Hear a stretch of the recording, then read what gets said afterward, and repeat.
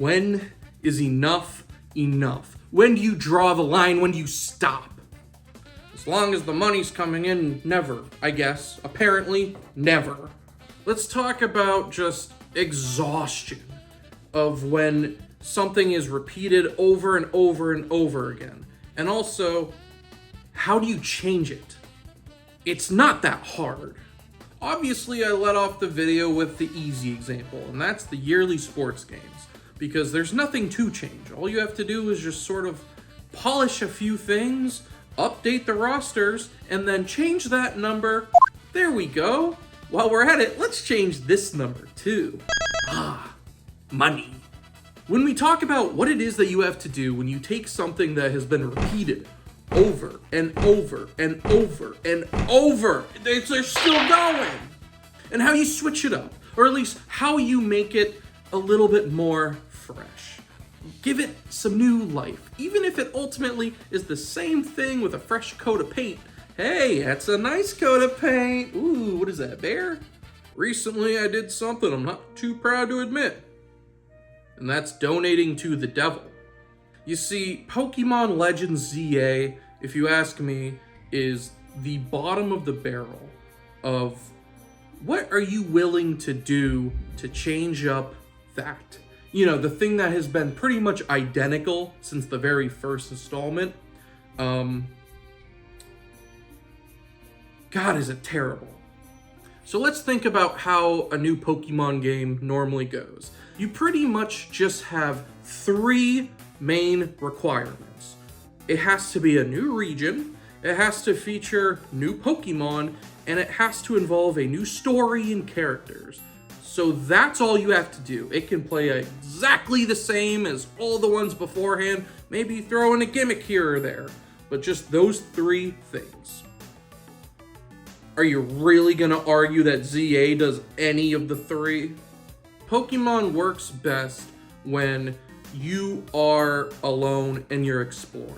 That is when it's fun. It's sort of kind of like Xenoblade. When you're dumped into these big worlds and you just want to run around, you see all the monsters, you see items, you see locations, and you're encouraged to explore. You get things, you find new places, you discover new just things everywhere. Now tell me, what is more interesting to explore? This or that? I love that the selling point was that the whole game takes place in Lumio City. If you ask me, that's this game's Achilles heel. God, is it just ugly? Is everything about it ugly? The location is ugly. Where do you find Pokemon? In the wild areas. Where are the wild areas? You know, here, there. Can you tell the difference? Yeah, that one has a different number. But you know what? Throw Legends ZA away, because that's in the past. Now we gotta look towards Gen 10.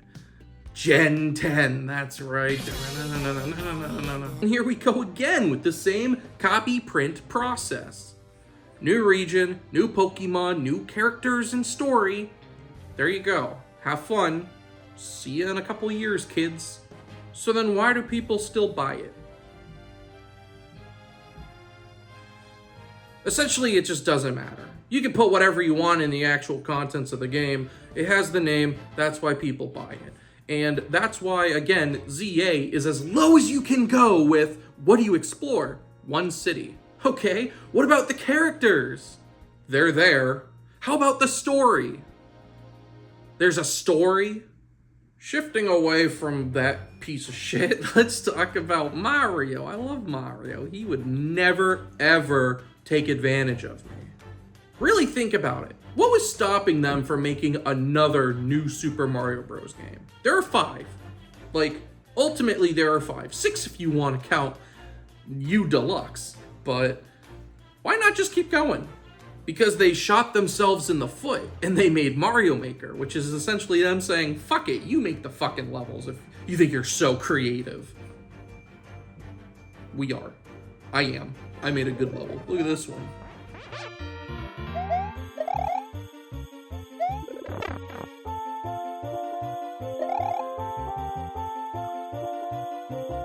I made that. Do you think think if they made another expansion pack for New Super Mario Bros. U, and God forbid, let's just say they called it Super Princess Peach U. Oh, you get to play as Peach, not pseudo Peach that turns into that fucking thing, but actual Peach. And there's new levels, but everything else is exactly the same. Same music, same location, same world, same map. You get to play as Peach, and it's also $30. I would have bought it the second you said, what if they made a new? And to that point, when do you stop? Because they did stop. Ultimately, that was it. Mario Maker kind of put to rest the new Super Mario Bros. Series, and it wasn't until Super Mario Bros. Wonder, which, if you think about it, why aren't they doing another one? I mean, it seems very easy to make, right? Cost-effective, 2D platformer. Oh, Mario! Okay. It prints money. Well, because then we'd get sick of the Mario Wonder trope. And so then they'll do something else. You see what I mean? Ultimately, you have to change very little when it comes to 2D Mario.